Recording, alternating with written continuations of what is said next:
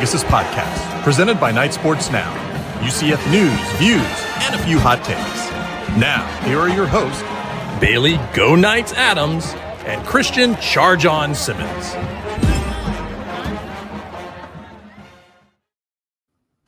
Welcome into episode 260. Be sure you're following us on Twitter at BaileyJAdams22, at @ByCASimmons, at Night Sports Now, and at Pegasus Podcast. You can also email us at PegasusPodcast@ksn@gmail.com. Christian, how's it going?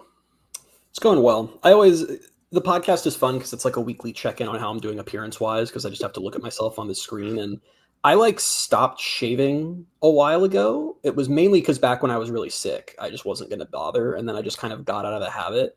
And this is looking rough. If you're watching YouTube, I don't mean to look this bad, but I do. What's hilarious about you saying that is I did the same thing last week, because you made the point to me last week that we haven't seen each other in however long it's been months now.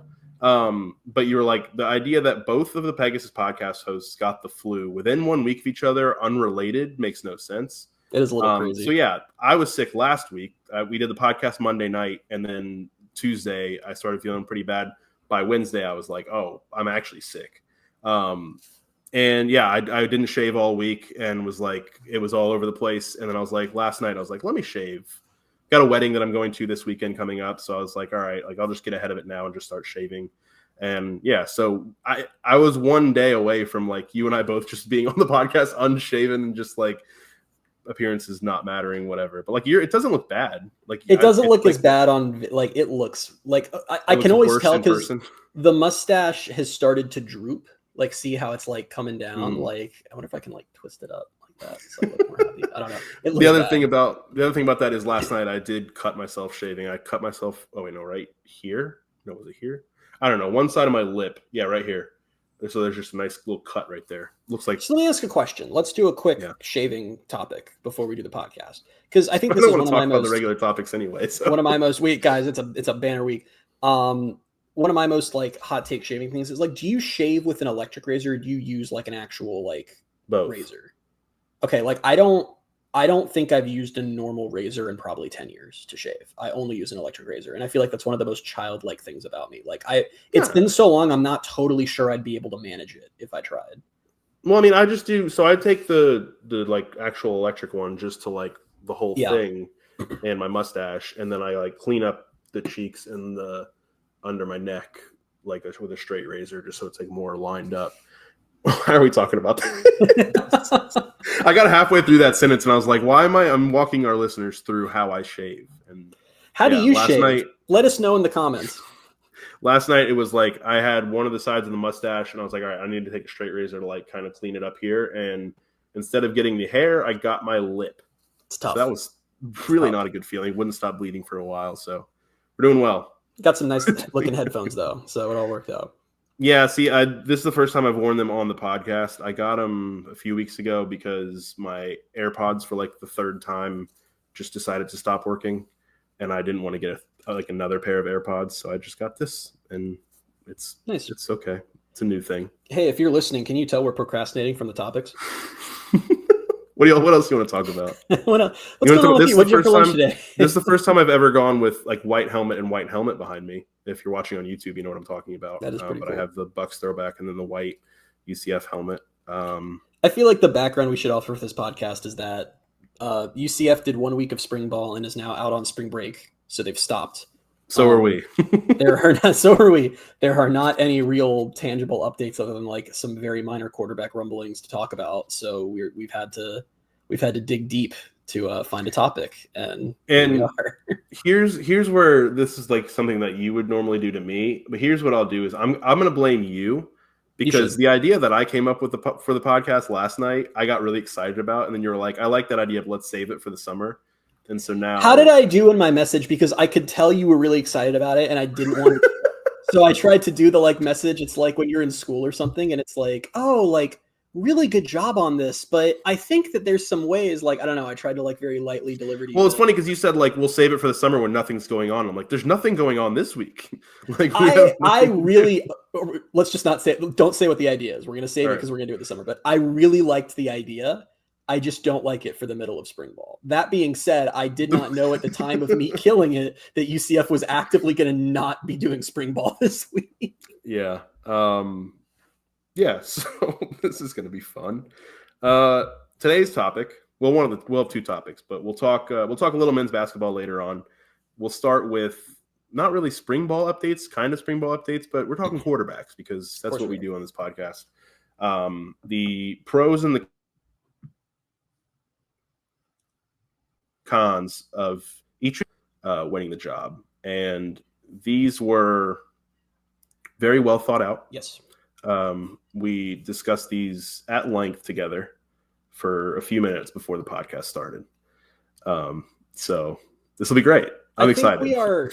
We're canonically due for one really bad episode about once a year. We just have one that's bad. Like last year, it was the survey pod.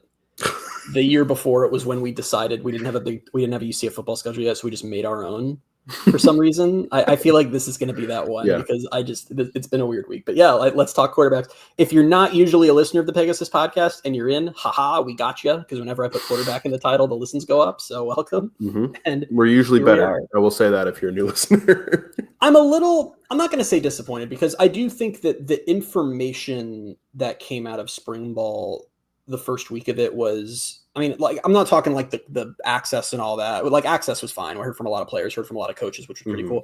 But like, I feel like a weekend we're usually getting a little more rumblings of like, oh, like what guys are looking good. And there hasn't not been that. They're just like usually by like, I don't know. I feel like we usually have heard a little more through 1 week.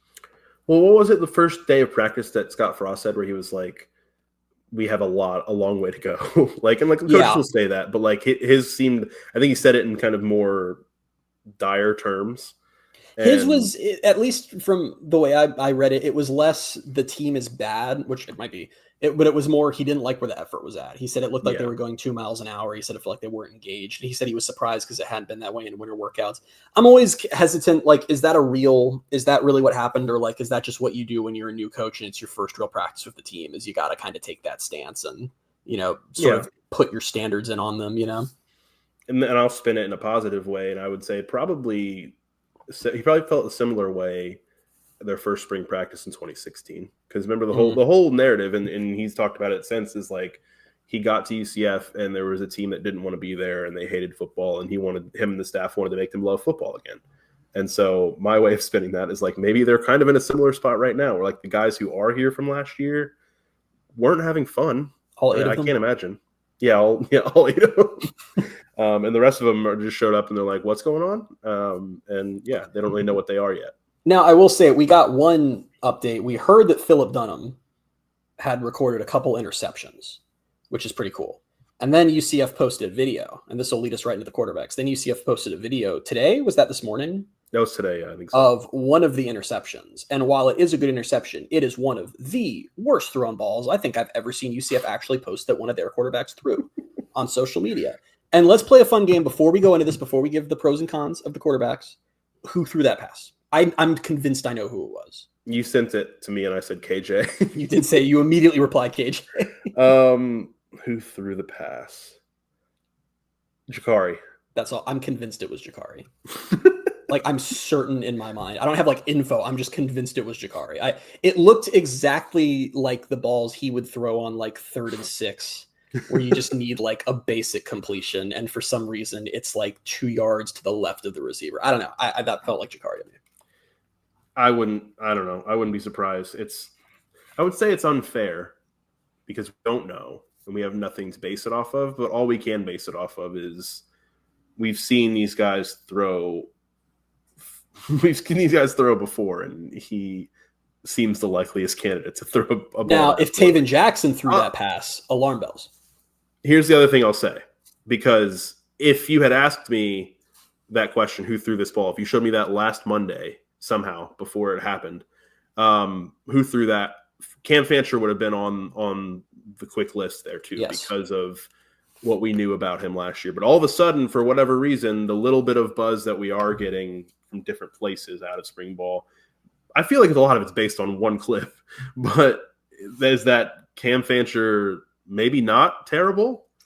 Yeah, I don't understand that. That there was some buzz in the dungeon about that, and then it kind of made its way onto Twitter, and then there was one clip that people really liked, and now everyone's in on Camp Fancher. So that's cool. How starved are UCF fans for a quarterback who can throw the ball with any sort of accuracy? That they saw one clip of FAU's former quarterback who was, I think JP Gilbert called him the worst quarterback he's ever seen. Or was that you that said that? That was not me. Okay. I think it was him who said he was the worst quarterback he's ever seen. And now everybody saw him make one throw in practice. And they're like, oh, it could be the guy. It's been a minute since there's been good quarterback play, but it's kind of funny because let's way overreact to a single clip and some message board rumblings. And let's say that Cam Fancher ends up being it's Taven Jackson, number 1, Cam, number 2. If that happens, I guess in hindsight, we shouldn't have been that surprised because those are the 2 guys that this staff brought in. And I feel like we've learned through Gus and through everyone that it's like, yeah, your guys are probably always going to have a little bit of a leg up. Yeah. Or that it's that Cam Fancher went in 1 year in like a couple practices from being really, really bad to Mackenzie Milton is his coach now. And Coach KZ is the GOAT quarterback coach of all time. The GOAT of all time. The GOAT of all time. Because those are the narratives that will be formed. Like if Cam Fancher, honestly, any of them, if any of them are named the starter, any of the 4 and play well, the narrative will be Mackenzie Milton as a quarterback, which I'm fine with. Like, is Mackenzie Milton going to get credit for every good thing that UCF football does for like the rest of the time? So this is what's interesting to me because UCF has done something beautiful. They've assembled a coaching staff that no one is going to ever want to be mad at. So like, at least for year 1, I don't think anything will be Frost or Milton's fault. It will just be, Steve Cooper isn't ready to be an OC or Alice Grinch is bad. We knew that. Like I can't. I could be way off base, but like UCF could be like 3-9 at the end of the year, and people are going to be like, "Man, they really let Frost and Milton down."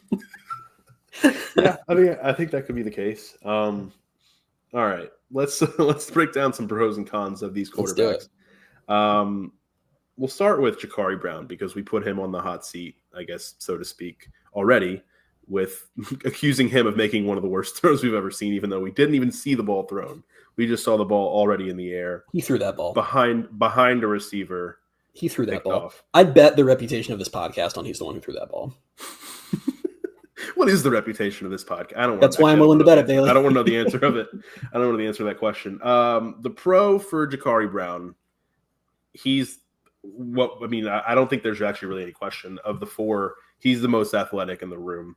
Yeah. What he did with his legs last year bought him a few games of starting at quarterback for UCF. I know the options weren't great anyway, but if he hadn't been able to do what he did on the ground, he would have been benched a lot quicker, I think. Maybe it would have been men going back to EJ Colson at some point, and maybe he'd still be here. I don't know. Yeah. But he's electric on the ground. And if he can get that, if he can get his passing anywhere near that, he'd be a great quarterback. But the con is that he could not throw the ball with any accuracy at all last year. Yeah. You're right. We now have a time limit on this podcast, by the way, because my computer just let me know that it is restarting in 1 hour, and apparently there's nothing I can do to stop that. I've been clicking Remind Me Later for about 2 years, and I think this was finally just it. Like I popped up and I went to click Remind Me Later, and it said you may restart now or you may restart in 1 hour. So we got a time limit. All right. Well, we should be able to get done in an hour anyway, because I can't talk about these quarterbacks for that long. But yeah, this podcast, God is working against us today. Like this is just nothing is in our favor.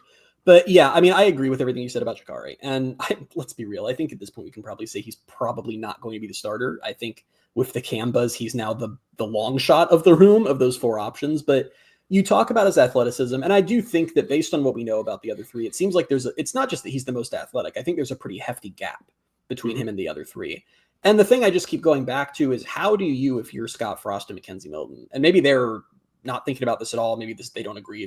They know more than I do, obviously, maybe this isn't something they want to do. But if you're Frost and Milton, and you know he's not going to be the guy and might not even be the number 2 guy, how do you find a way to get him to not hit the portal in a month? Because, man, I really still think they could come up with some exciting packages for him this season. And I think that could be genuinely valuable. That's probably it. We got some packages for you. But is that enough for him? Yeah, I don't know. That's what's concerning. 2 straight head coaches at the same school saying you are not going to be the guy. I don't think you really stick around at that point.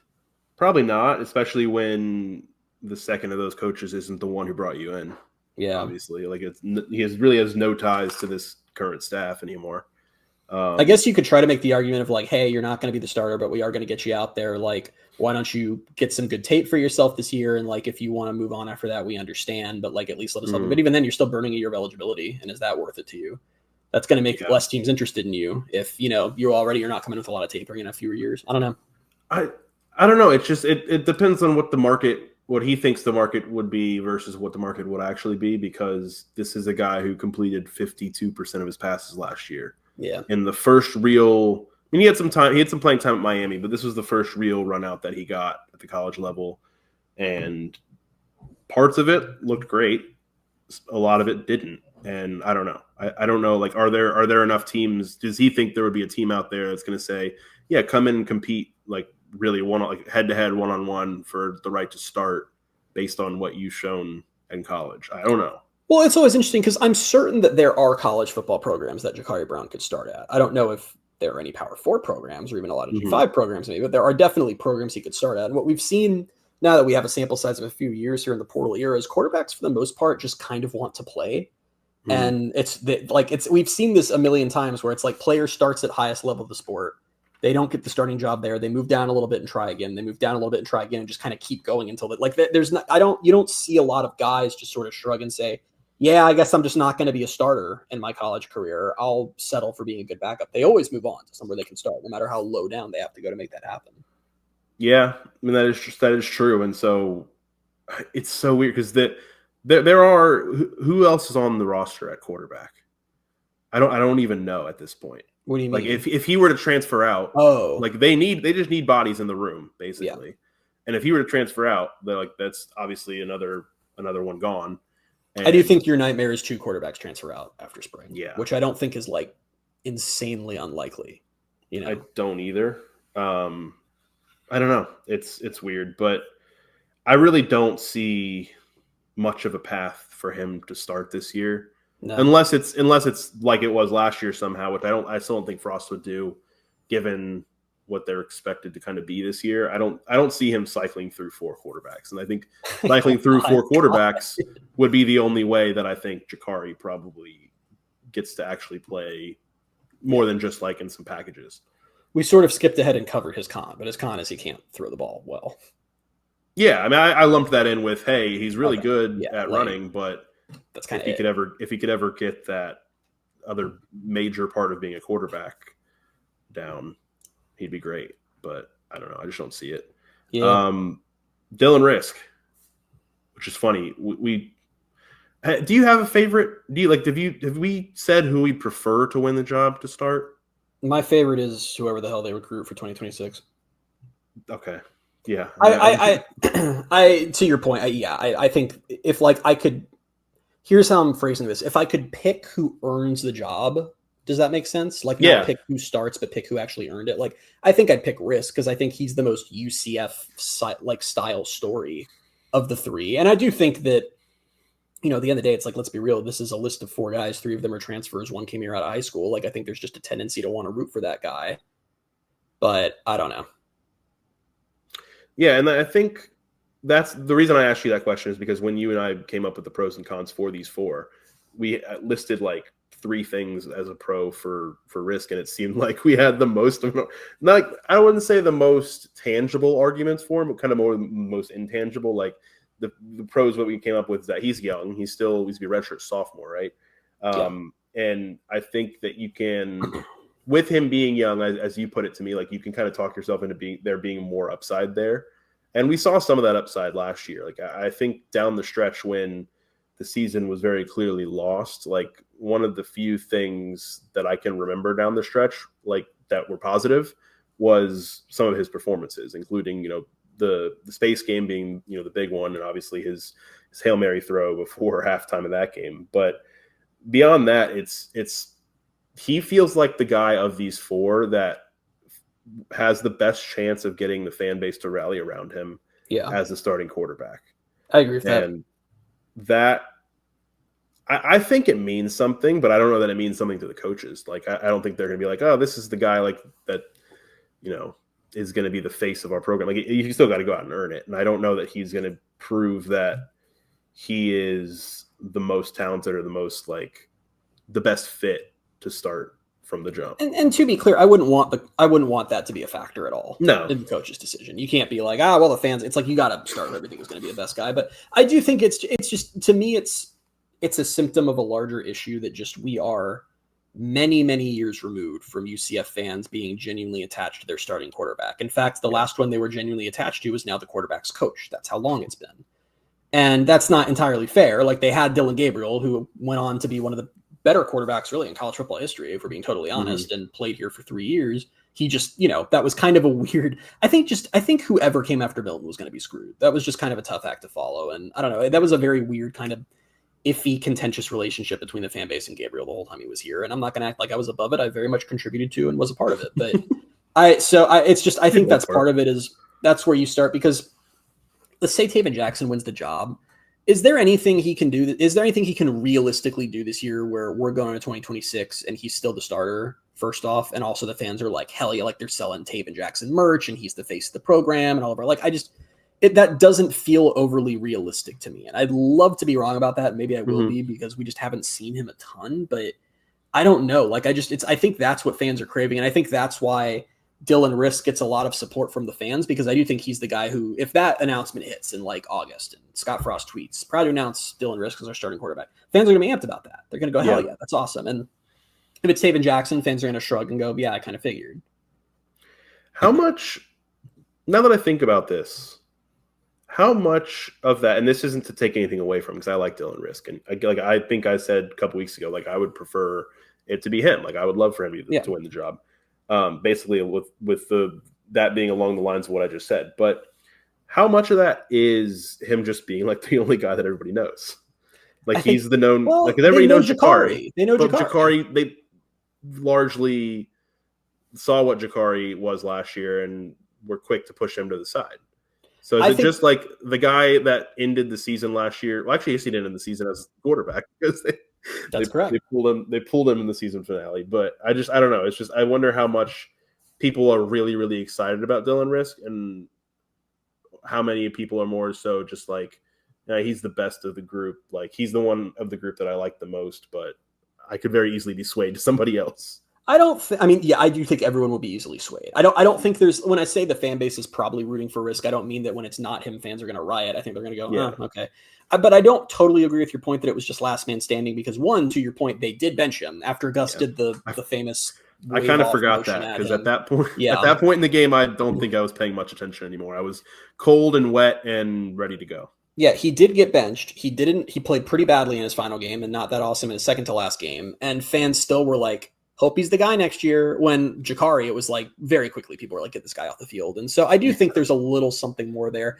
I think there's a social media component to it where Dylan Risk is a pretty, like, he's got a good personality for it. And he very clearly loves UCF a lot and has been pretty open about that, both in interviews and on social media. And I think that resonates. Has Taven Jackson tweeted or posted on Instagram? Does he have a Twitter? I don't know. I don't know. I don't even know if he has a Twitter. So it's like, which that's more me, that I'm on Twitter more than other social media platforms, but I do think that in the portal era where UCF has just been cycling largely between portal quarterbacks, I think fans just kind of gravitate towards the guy who, like, hey, I remember when he committed to us and I remember when he signed. Like, that's just become a less and less common thing. And I hope I'm not coming across as some like oldster who's like, we need to go back to getting guys out of high school, because that's not what I mean at all. I just think from a fan base connection perspective, he's the only one that kind of has that chip in his pocket. Yeah, sorry. I went to Instagram real quick just to see what Taven Jackson has posted. Sure. He has 32.6 thousand followers on Instagram. Hey, and be a 4-star and commit to an SEC program, and you'll get a lot of followers. I think is more so like he's been posting some like off-season stuff in the weight room with UCF, some stuff from spring ball. Seems like he's fairly active on Instagram.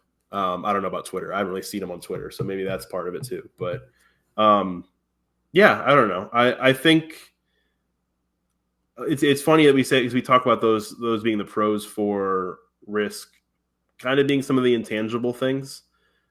I don't know. I don't want to be too harsh and say like the cons are all like kind of the on-field stuff, because like he did show some flashes last year, like we mentioned that upside. But I think the con is that like we also saw some low points last year, like you mentioned, the second to last game and more so the game against Utah, and that it's, I think, no secret that he's more limited athletically than some of these other guys, just because, remember, like we were surprised that he stuck around.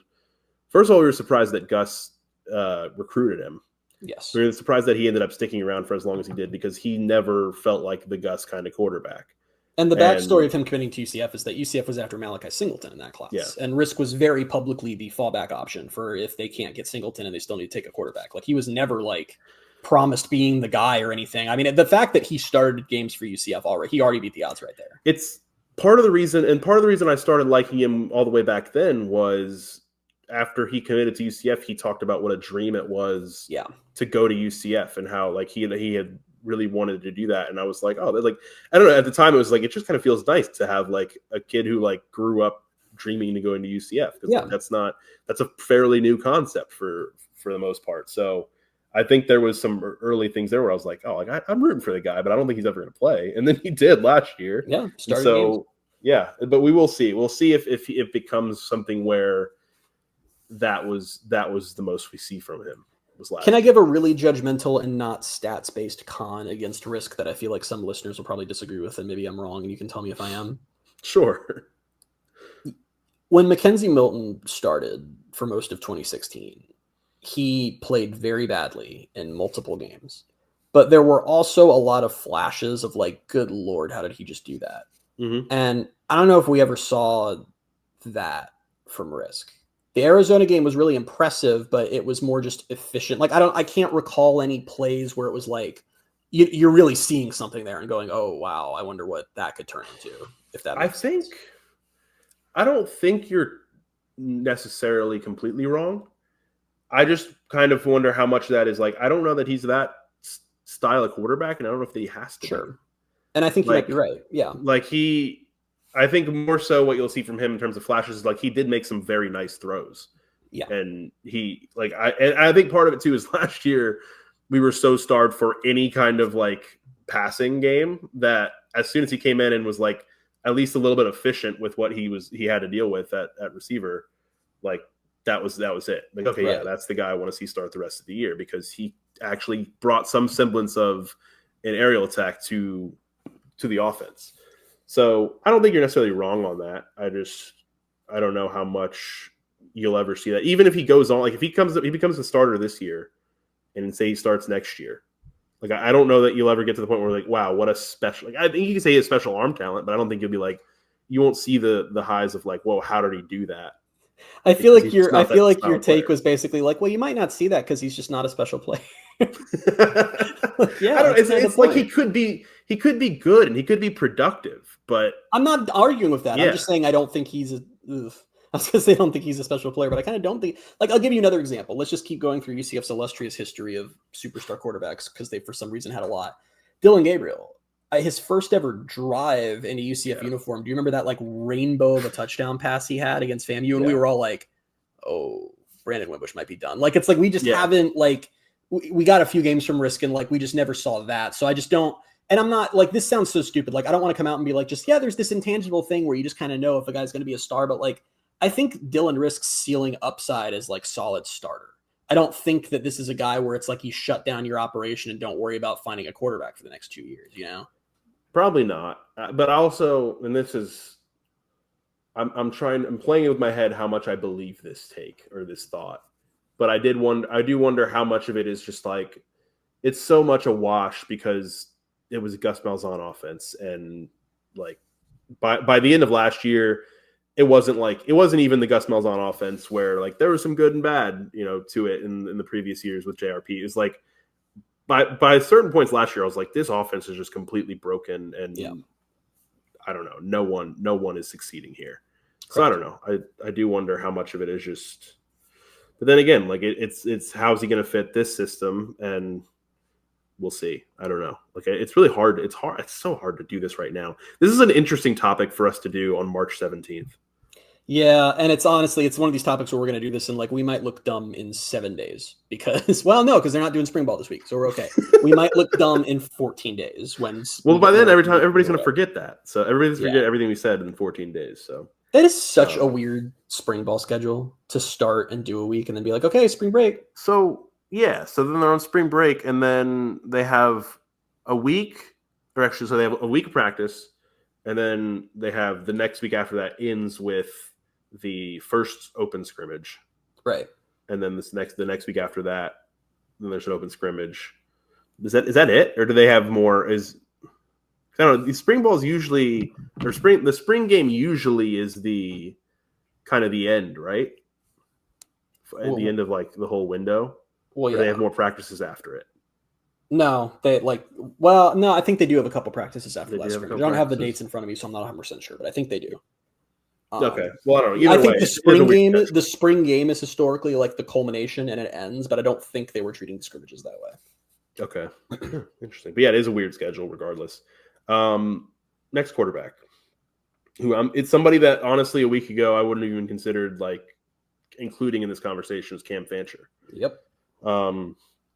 I still don't know how much of it is just 1 week or a few practices or whatever. And this may be a severe overreaction to even talk about him, but and we'll look back on it. We I don't know. There's some stuff that we talked about during the spring last year.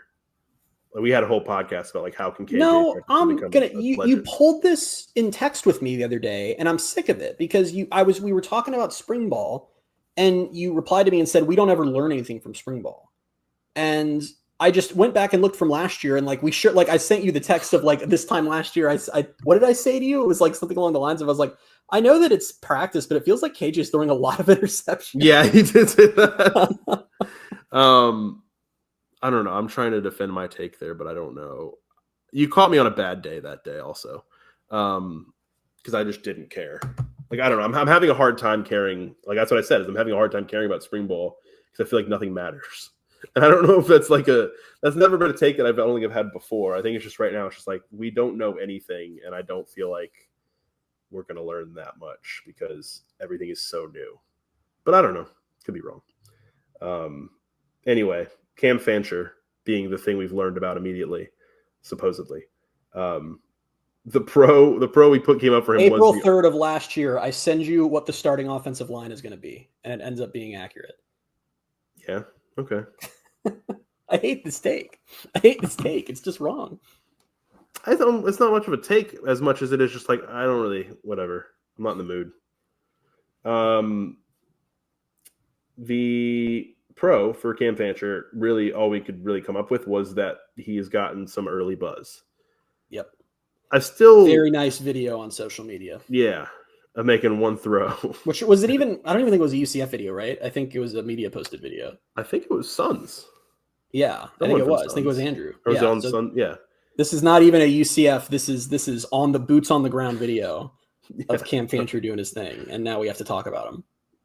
It's so funny because early on in like the first practice, I think it was Trace. Trace posted a couple of videos of like them throwing some screen passes, like the quarterbacks, and I'm like, oh, we're not gonna. I'm like, this is not gonna do anything for me. Like, I'm not even excited anymore. And then we see like the one like downfield throw, and I was like, okay, all right, maybe. I feel like I'm the only person who had no reaction to it. Like I saw it, and I was just like, okay, I don't know. I don't get sold on quarterbacks throwing in practice. I saw it, I was like, that was a good throw. That was the extent of my excitement. Was like, that's a pretty good throw. This is really great. I just told you, I said, you're so wrong about spring ball not mattering. And then I'm like, I don't care what the quarterbacks do. But it's like, in my time covering UCF and being around this team in varying capacities, it's like, there have been so many stories of quarterbacks who just absolutely light it up in practice and then they suck. And there have been the opposite of so many stories of quarterbacks who don't practice well at all. And then they end up being great players. Mackenzie Milton was one of them. Mackenzie Milton was bad at practice. That was a long-running thing. It's why I don't know how public it was when he was here, but it was like that was like kind of a running joke for a little bit. And that was even why going into 2017, people forget that there was a quarterback competition going into the 2017 season. Milton was not handed that job. Vedral was in the room and Mack was in the room. Mm-hmm. And then the game started and it was like, oh, he's the best player in school history. Like, it's just, I don't know. It's something about that position. I guess, I don't know if it's that I guess it's just got to be a mental component, right? Like, I don't think you can get into the same headspace you're in a game when you're in practice. I just don't think it's possible to enter that headspace. They try to simulate the environment as much as they can, but you just can't. You absolutely can't. Yeah. You can't. And some players rise to that, and it unlocks something in them, and some players crumble under it. It's very interesting, honestly. Yeah. So I don't know. What's starting? The more I think about this is insane that this is happening. That really, it's based on one throw, pretty much. Yes. For the majority of people, they saw one throw, and it's like this could be the guy. We're doing a podcast topic off of a throw. Yeah, that's where we're at. So just to bring us back down to earth. This is more what I'm talking about when I'm talking about spring ball not mattering. It's like this is what we're talking about right now. Is one throw. That's we're talking about practice reference in here somewhere. Yeah, there is. But go bring us back down to earth though. What were you gonna say? Oh, I was just gonna read a stat line just to remind everybody. 1,500 yards, 6 touchdowns to 6 interceptions. Woohoo! Electric. Career is career. Wait, you know what? What? Hold on. Nope. What I just said was what's happening. What? What was that? What just happened there? I'm sorry. Okay. Yeah. 6 touchdowns. I got very lost on sportsreference.com. Okay. And I was in his rushing stats and I couldn't get back to his passing stats. But yeah, okay. He has a career 27 touchdowns to 23 interceptions. Okay. What was his rushing stats? Anything to say? 365 yards and 3 touchdowns on 99 carries. Okay. Yeah, I don't know. I don't remember. I'm sure I watched him play at some point last year because I must have had an FAU game. I know you did because I feel like one time you texted me about him. Didn't I say that he sucked? Like I don't think. Yeah, it was I think. Or no, you tweeted about him. Remember? No, I did not tweet about the FAU. Are you sure? Why would I have done that? I'm pretty sure you did because I thought you brought the tweet back recently because you were like this. I think you were just mixing me and JP up at this point because I know JP did that. Maybe I am. I could have sworn you tweeted about him though. I don't know. Maybe it was JP. I'm checking. JP No, I didn't tweet. He's the worst quarterback he's ever seen. And now I tweeted the term FAU one time last season, and I was talking about a uniform combo. Oh, all right. Well then, yeah. Maybe I just thought you were JP. Oh, well. All right then. This podcast is exactly what I thought it was going to be. Oh no. But yeah, no, I don't know. The con is that I don't know that he's actually there's no history of ever being a good quarterback. So. Well, that sounds harsh when you say it like that. Well, does he? You know who else had no history of ever being a good quarterback before getting to UCF? Who? John Rice Plumlee. And now he's got a photo and a statue and all this stuff outside the baseball stadium. Where? Oh yeah, outside the baseball stadium. That's right. Where he was a better player. By the way, I broke the rule again. I brought up John Rice Plumlee. I know. Actually, I said his name earlier, but I was talking about him in a positive light, surprisingly. Oh, good Lord. Is there anything else we can say about Cam Fancher? Because I'm tired of just talking about this guy off of one throw. Yeah, if Cam Fancher starts, I'm not covering the season. We're done. It's over. The podcast is going dark for 4 months. We'll see you in January. Last but not least, Taven Jackson. First, Taven Jackson. Yeah, last but certainly not least. The pro being he has an argument for having the highest ceiling of any 4 of these guys and had little moments of showing that. And yeah, his, I guess, just pedigree, I think also helps his case in that sense. But yeah, I think there's probably an argument that he's the best option, but time will tell, I guess. I think that Taven Jackson is going to win the job for 3 reasons. The first reason is that I have common sense. So we know that's what's going to happen. I don't like you. The second reason is that I think when you look at this room, I know that this is technically a 4-way quarterback race, and we kind of have to keep pretending that's the case for a little while longer. But I think there's a case to be made of these 4 guys that Taven Jackson has both the highest ceiling and the highest floor, if you were to put him out there.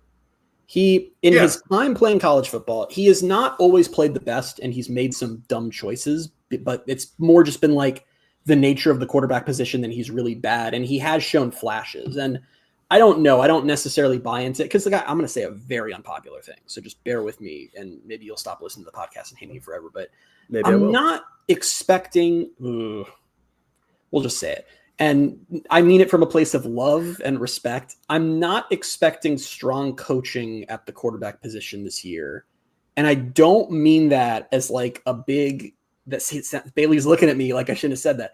I don't mean that as a big insult on Milton. I just mean that you learn as you do a job, and this is his first ever year as a quarterbacks coach, and I'm not expecting like him to be a freaking wizard at it on day one. So I don't buy into the notion that like one of these guys is going to take a dramatic leap because wow, he was just coached up so well. If that makes sense. Cam Fancher already did it though. Wait, Bailey, one throw on social media is all we have of Cam Fancher. No, the only counter I have to that is like I think you're right as far as the experience thing and learning on the job, but I think there's a lot of value in the fact that he very recently played the position at the college level at a high level, and yes, like that's what one was. What's his name? Kane Archer. Kane Archer, the recruit that they're after for 2026. If you're listening, go read Brandon Helbig's interview with him. It was really good. A really good interview, and he kind of talked about how in his conversations with Coach KZ, which still feels so weird to see in writing and out loud, that like he can just tell that like because he's played the position, he knows things a certain way, or like he can basically work with him on a level of like putting him in his shoes, basically. So I think there's definitely value to that. But yeah, I think that the way it doesn't matter how you like explained your take. I just think that being your take is why I was looking at you like that, because people are going to come after you regardless of how you explained it. Not only that being my take, I sent you the Kane Archer article and said, quote, I think this whole Milton as a coach thing might work out. I said, you said that? But I meant that. I guess I should have clarified. I meant that more. No, because everything I say, it sounds like I'm insulting Milton. I'm happy they hired him. I think it's going to work out. Bailey, you've been in a job for a long time. Are you better at that job right now than you were the first year you were there? I'm a bad example. I'm a bad example. Now there's an argument that I'm worse at it. Okay. All right. So let's pretend for a second you were a good theoretically, employee. yes. You would be better at the job now than you were theoretically when you got there. So I have so much more knowledge. Yeah, like playing along. There'll be learning experiences. I have so much more knowledge. He will get better. Yeah. I don't mean it as he's going to be bad. I just mean that I think there are some things that you just kind of have to learn by doing. And whatever. It doesn't matter. I'm so glad you gave this take because it's just entertaining for me. I don't have to I'm not in this. So what I said to you about I think this whole Milton as a coach thing might work out via text is what we've had this debate before. I believe, and I could be wrong, but I believe that the most important job of a positions coach is to recruit.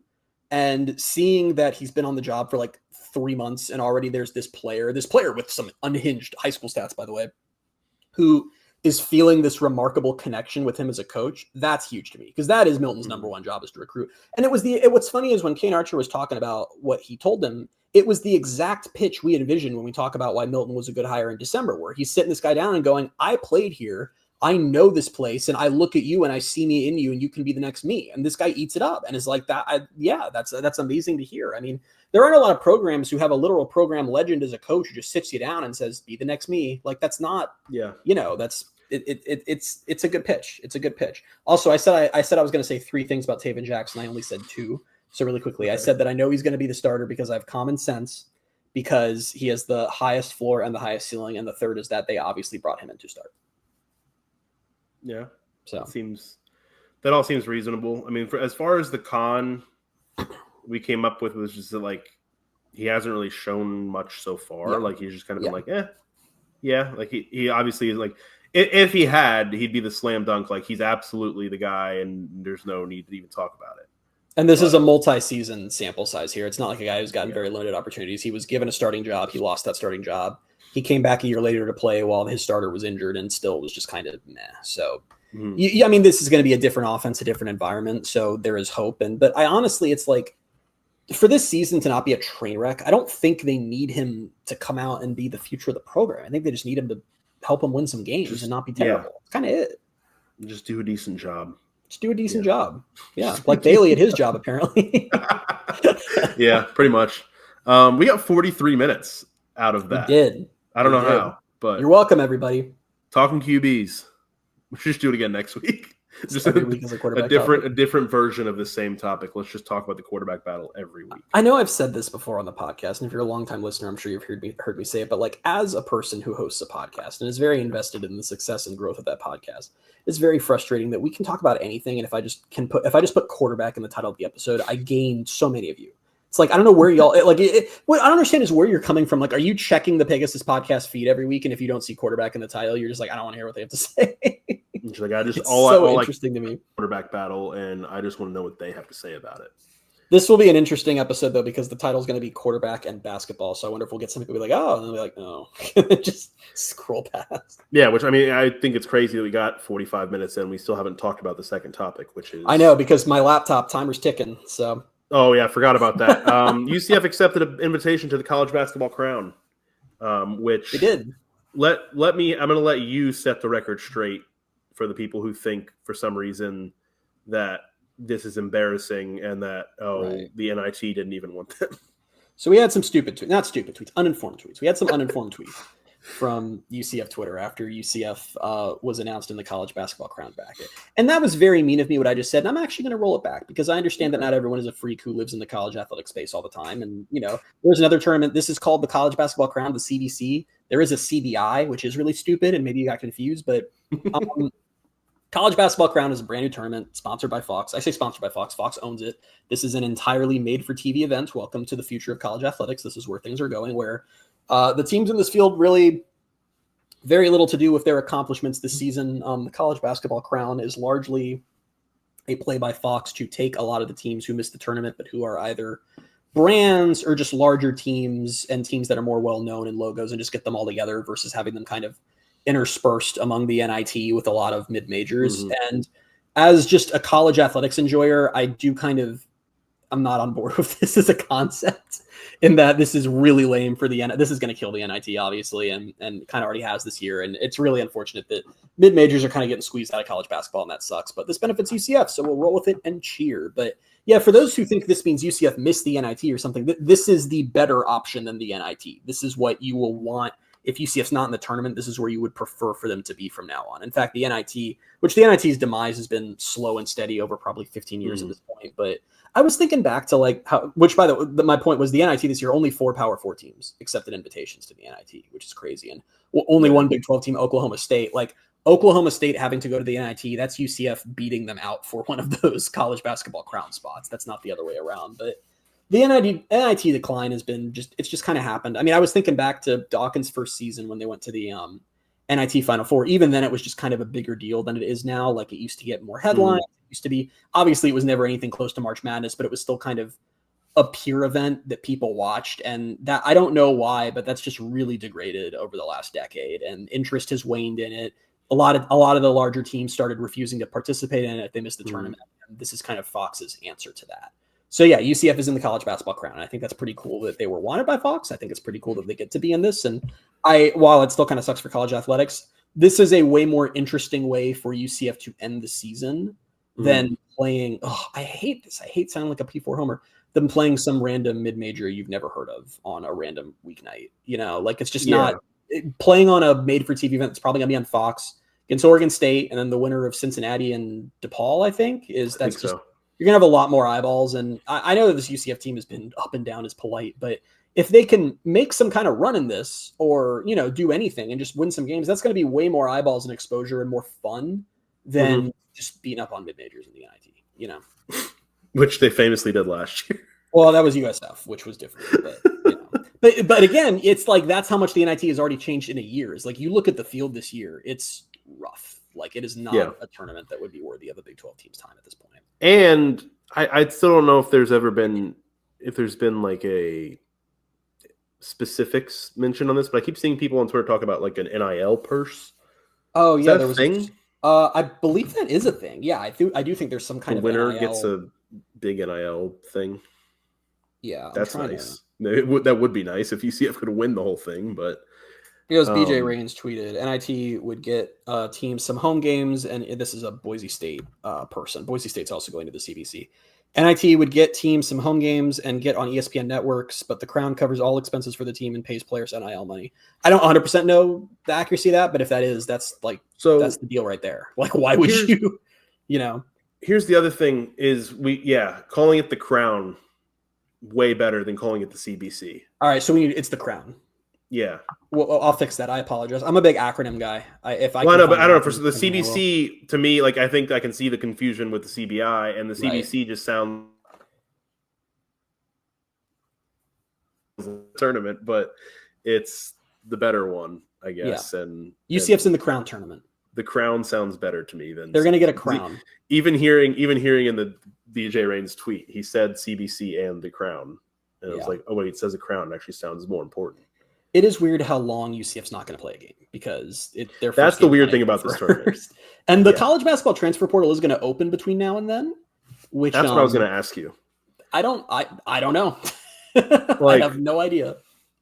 I don't know. It was a thing last year, right? Like before UCF even played in an NIT game. Yeah, players had decided, I'm not going to play in the NIT. I've had an epiphany. I bet that's why the Crown tournament gives NIL players.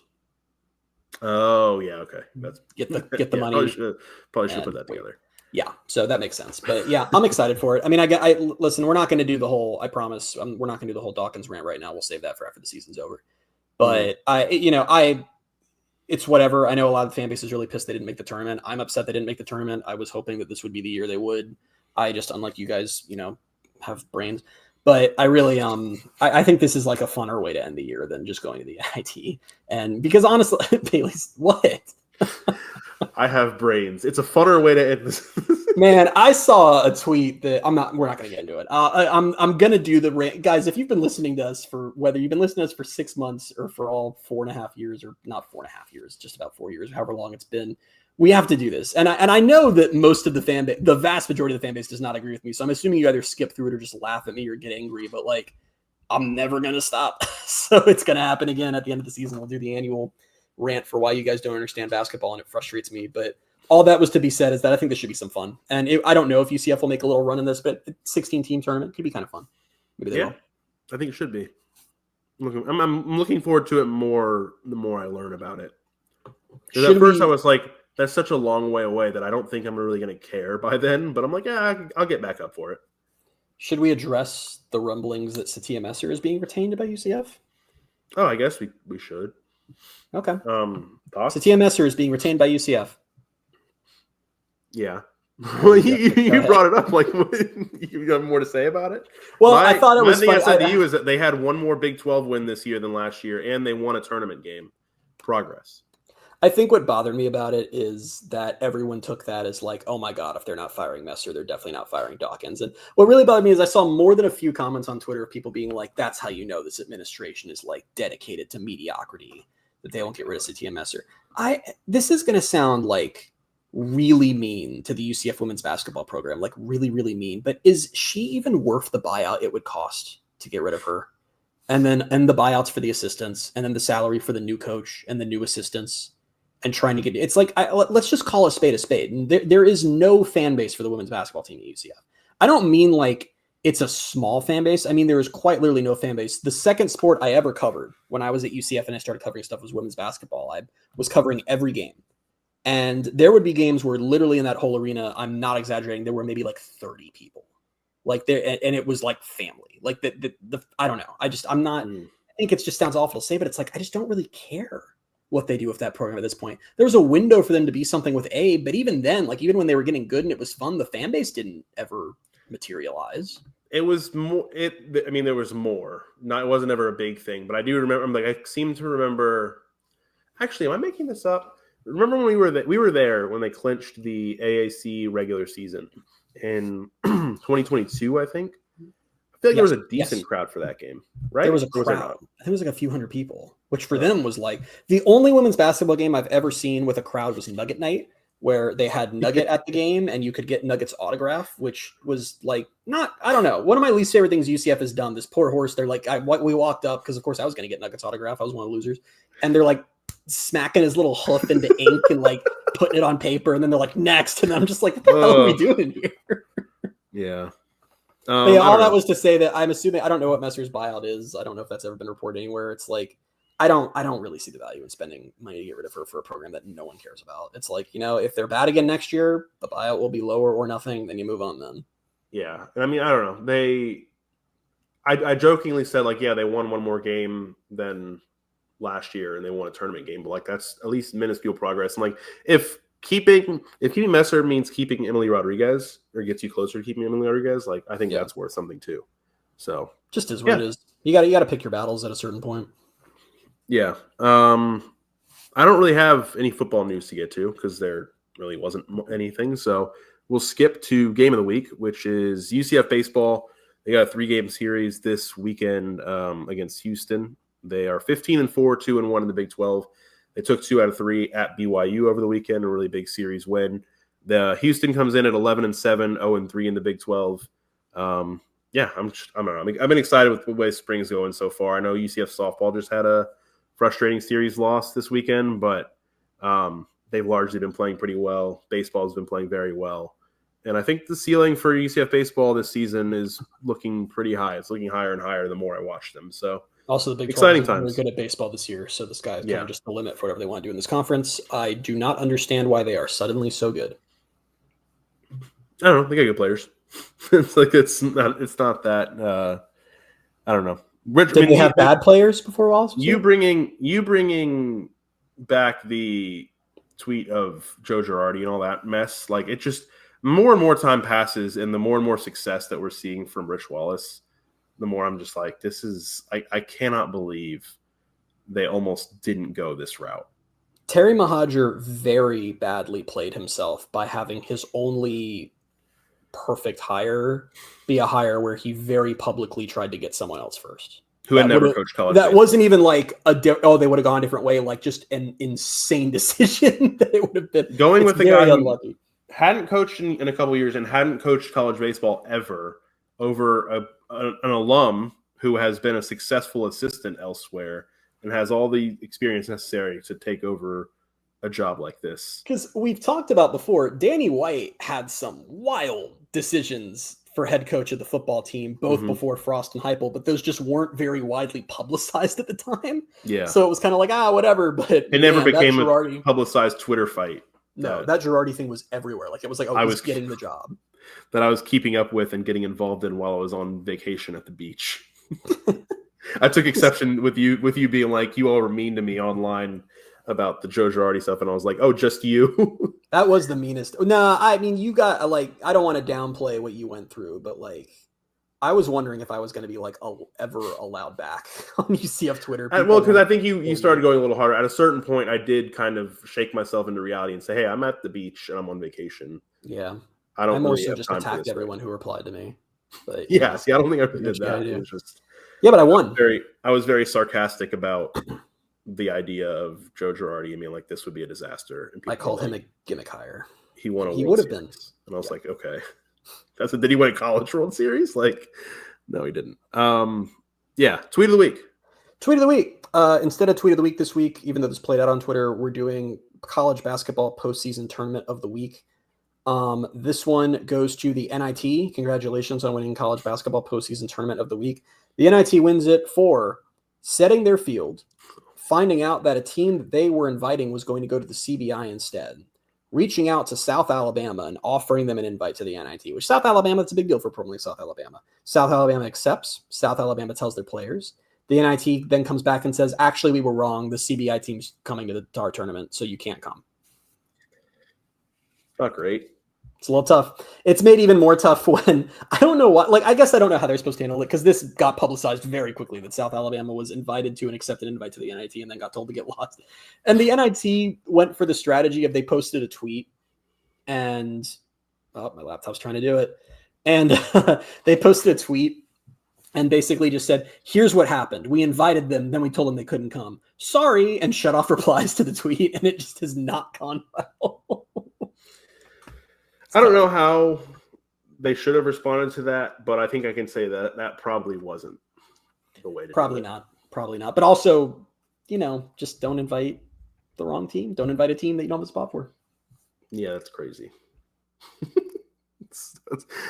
That's such a college athletics story, though. It's actually weirdly, like, I laugh at a lot of these, and this one made me really sad. And I feel like that's very stupid. I don't know. Like, the thought of the players actually getting told and like, oh, that's great. Yeah. You're going to the postseason. And then they have to come back in and be like, so not anymore. You want to get sadder? Is like, think of a senior who's like, oh, like I have a chance to like play another collegiate game. Oh, I don't like this anymore. Yeah, this is bad. And then they were like, oh, actually, no, you don't. You've played your last game. That sucks. That's not great. Admittedly bad. That is bad. Yeah. All right. We'll leave here on that note. we'll get out of here. We'll be back next week with episode 261. Until then, you can find us on Twitter at BaileyJAdams22, at @ByCASimmons, at Night Sports Now, and at Pegasus Podcast. Thank you guys so much for being with us, and we'll talk to you next week. Bye, everybody.